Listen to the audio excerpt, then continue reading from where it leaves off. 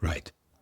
We have some work to do here, as usual, so let's get right into it. Take a moment to settle into your posture. You might move your spine around a little bit until you find that point of balance where you don't have to hold yourself up. This doesn't have to look the same as it looked yesterday or any other day. Just see if you can find what it looks like today. And remember, we are going for relaxed and alert. It might help if you take a couple of purposeful, deep breaths, with a full inhale as deep as you can go, pausing momentarily at the top and letting it out with a long, slow, complete exhale. 2 or 3 of these should be enough.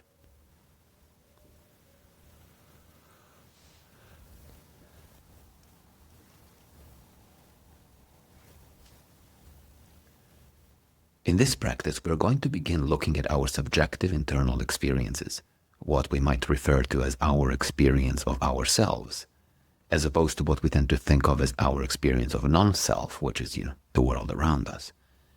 But we will be looking at it very, very closely by tracking the arising, changing, and vanishing of the various appearances in our awareness through the different modalities of sensory input, specifically the seeing of mental imagery, the hearing of mental talk or thoughts or mental sounds of any variety, and the feeling of emotional body sensations.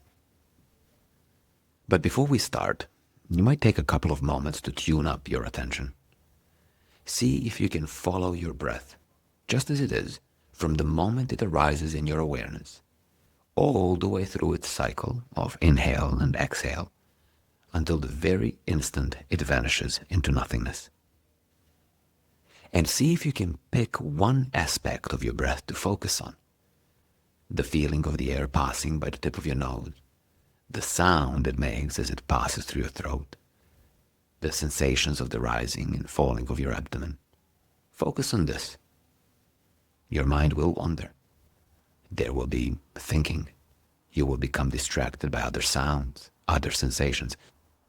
Whenever you find yourself distracted by thought, without getting entangled in the content of these thoughts, simply note that and return gently to the task of following your breath. And whenever you find yourself distracted by sights or sounds or sensations, simply note these as seeings, hearings, and feelings, and gently return to the task of following your breath. Do this just for a few moments.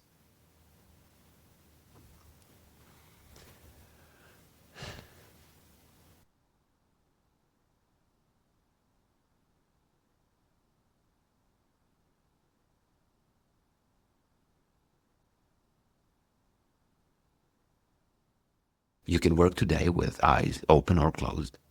Eyes closed tends to be easier, but eyes open applies more directly to, doing this in everyday life as you go about the business of living.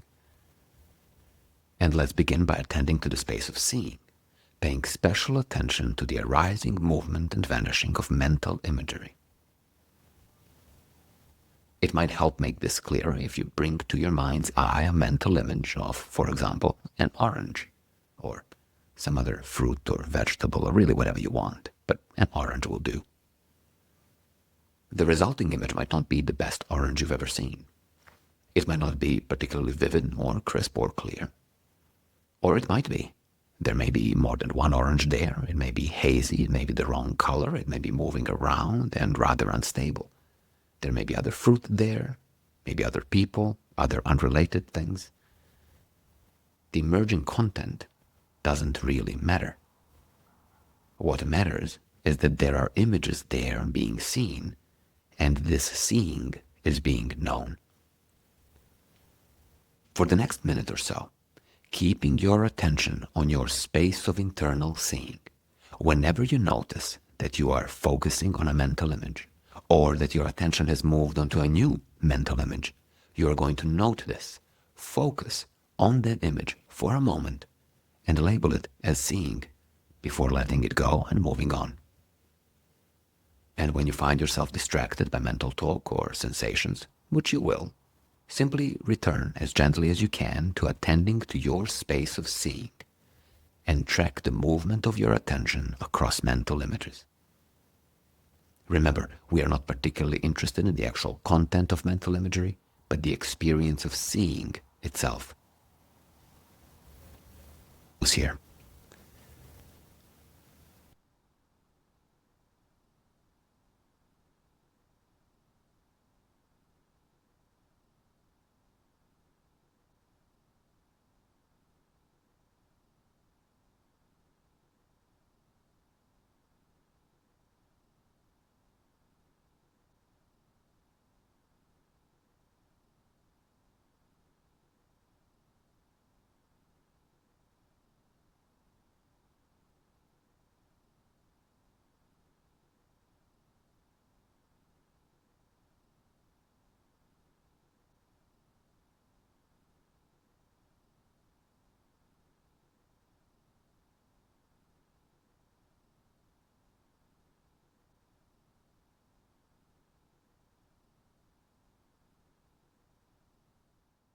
Take a little break and see if you can follow a single breath from the moment it arises in your awareness, all the way through its life cycle until the very moment it vanishes.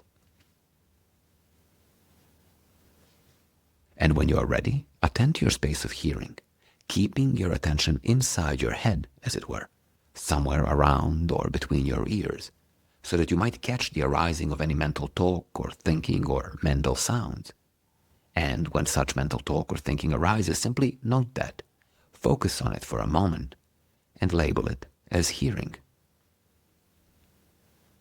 We are not particularly interested in the content of the thinking or our opinions about the quality or the veracity of those thoughts, and if you find yourself entangled in this type of a discussion, gently pull back and return to the task at hand, which is to simply note the arising of any mental talk, regardless of what it is about.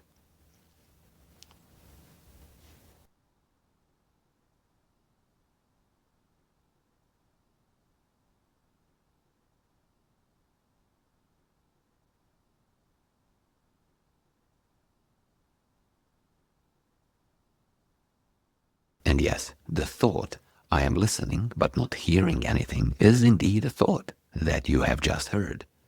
It may have been muffled or vague or incomplete, but that's what it was, and your hearing will sharpen over time. See if you can spot the next thought the moment it arises in your awareness.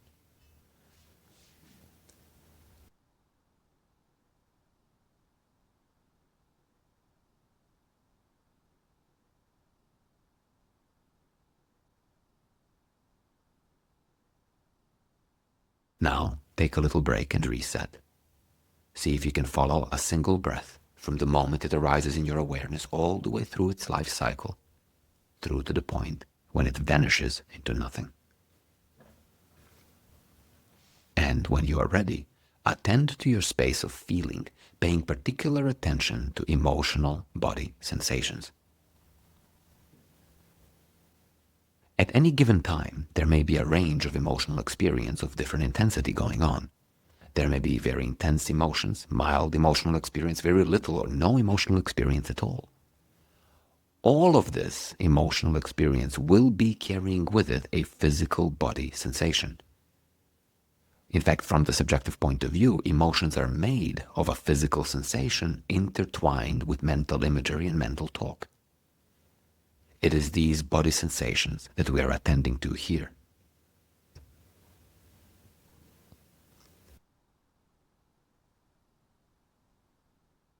These emotional body sensations could be very clear and very specific, such as a bit of tension in your belly, or your diaphragm, or a constriction in your throat. Or they may be very vague and dispersed and spread out across the body. It doesn't really matter. It also doesn't matter for our purposes in this particular practice what the associated emotions happen to be, whether it is a matter of anger or happiness or sadness or joy or boredom or motivation or whatever.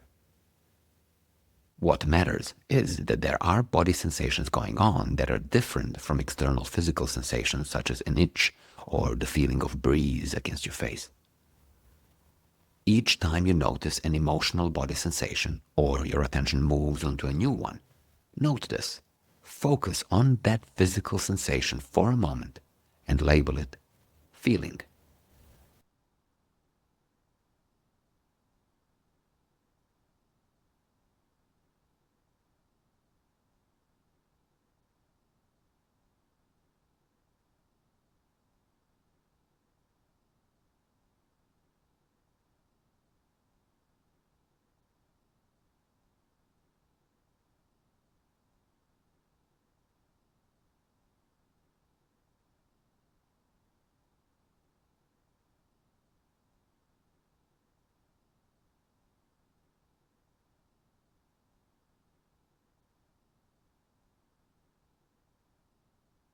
Let's take a little break and see if you can follow a single breath from the moment it arises in your awareness all the way through its changing life cycle until the very instant it vanishes.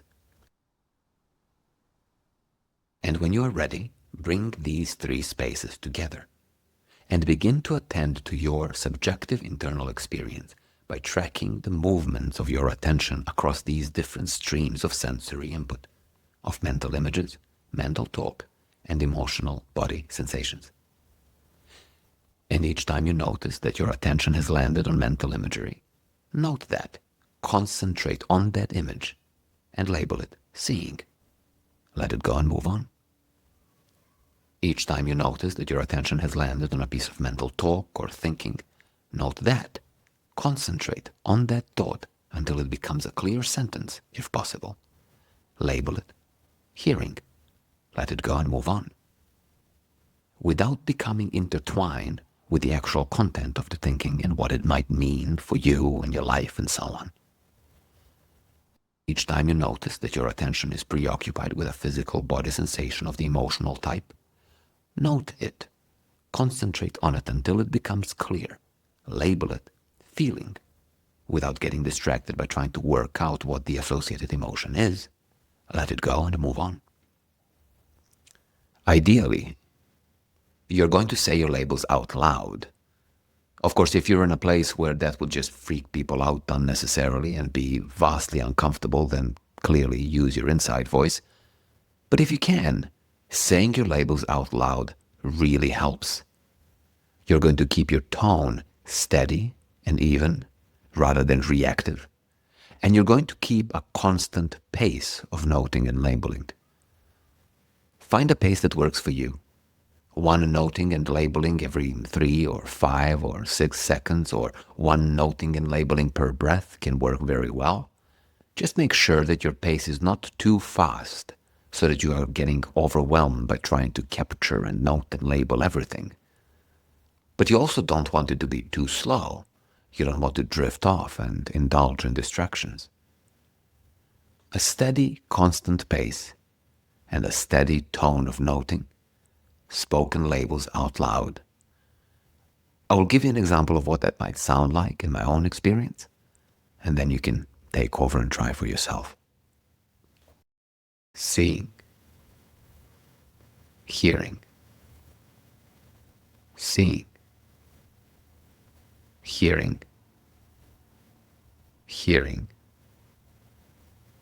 feeling, seeing, and so on. Do this for a minute or so.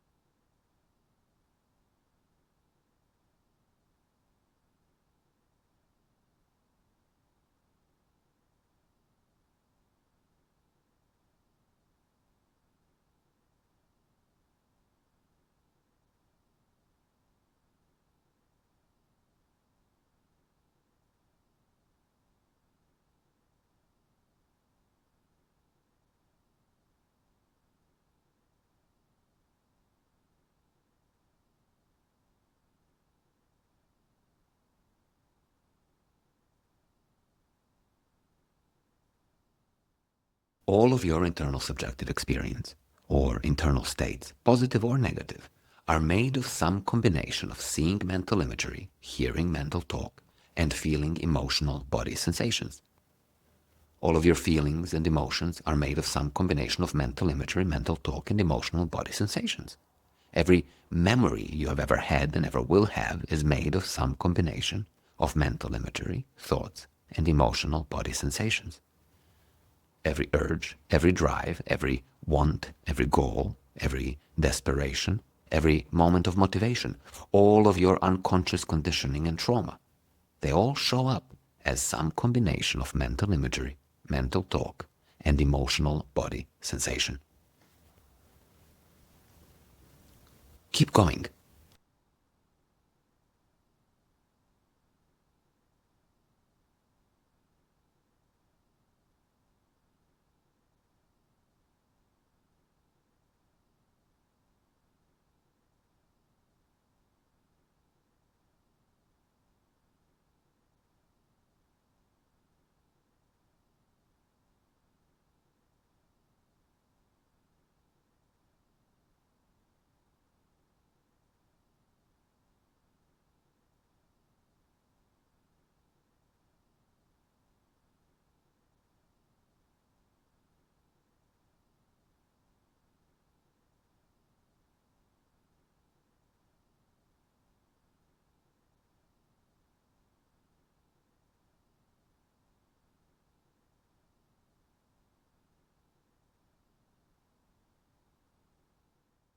At some point in this process, you may find yourself faced with too many things to note and label, and this may cause you some friction.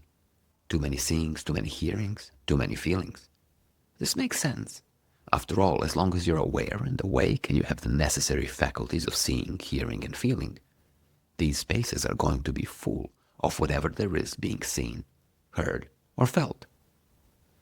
Not all of these spaces are going to be active at all times, but mostly they will, at least in the beginning. And as you go about the job of noting and labeling one of them, at any one time things may become overwhelming. Here it is important to learn how to work to a rhythm or a pace.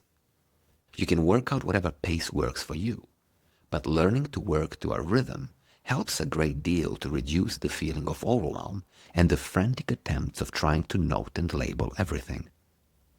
You will never be able to, and actually a great deal of this practice and a great deal of its power rests in learning to let most of the appearances in your awareness go by, focusing intently on one at a time, one thing at a time.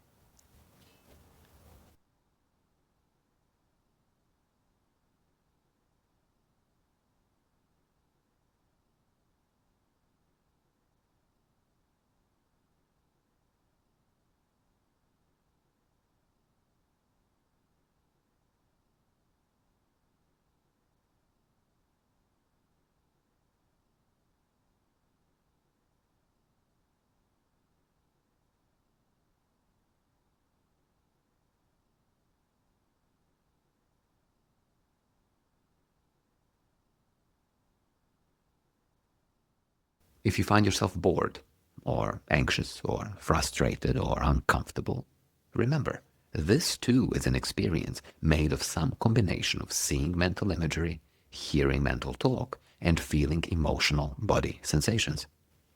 Where in your body do you feel boredom? Are there thoughts that make up the experience of anxiety? Is there mental imagery that makes up the experience of frustration? Keep going.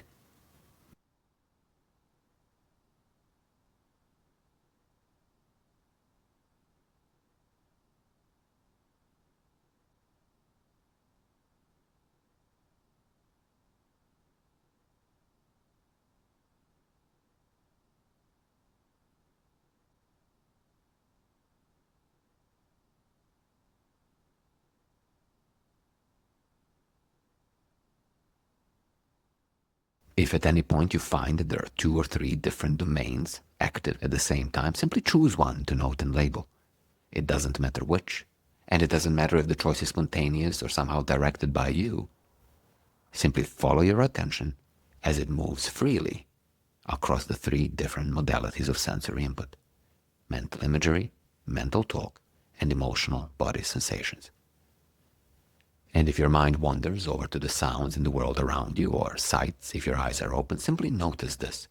Recollect, concentrate, and return to attending to your inner experience, to what most of us would consider as our experience of self. Keep going a little longer and see if you can start again, but fresh.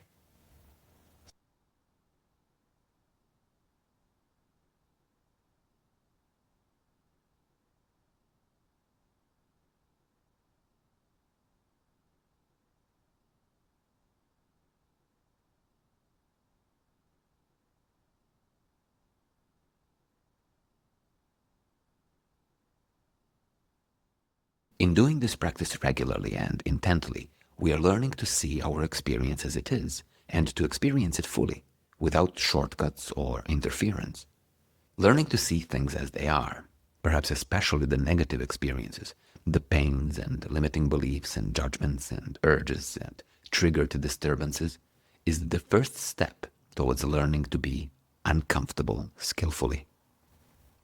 And there's a sort of a pragmatic benefit, learning to deconstruct our negative experiences, our negative states, into their constituent parts of mental imagery, mental talk, and emotional body sensations, reveals their hollowness, centerlessness, their transience, and makes them more manageable and less overwhelming quite immediately. And at the very least, focusing on one of those constituent parts, one of those components, a mental image component, a mental talk component, or a body sensation component, prevents us from becoming overwhelmed by these states. And yes, this also works for the positive, attractive states, but that's a discussion for another time. For the last minute in this practice, drop all your efforts to track, efforts to note, efforts to label, and simply rest and do nothing for a minute.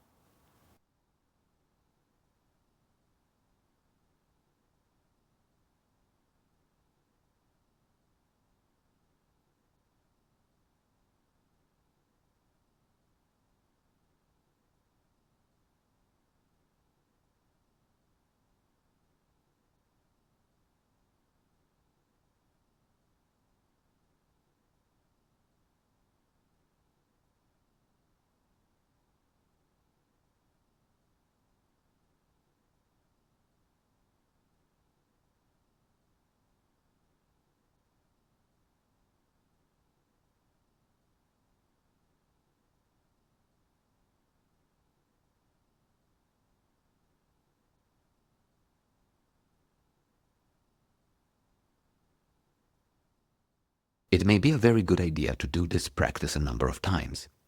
It may be an excellent idea to make a version of this your own and do it regularly. And it may be a particularly good idea to remember several times throughout the day to pause and attend to your internal experience by tracking the movement of your attention across mental imagery, mental talk, and emotional body sensations that make it. Accumulating quality repetitions is a really big deal for us to be able to apply this training when we really need it, which isn't sitting comfortably on the cushion with all of the space and time to do this sort of stuff. It is often when we don't have the space or the time, and the pressure of living is possibly quite high. Anyway, we will build from here, increasing nuance and precision and clarity of our attending. In the meantime, when you're ready, move around a little bit, open your eyes if they're closed, and go on about your day.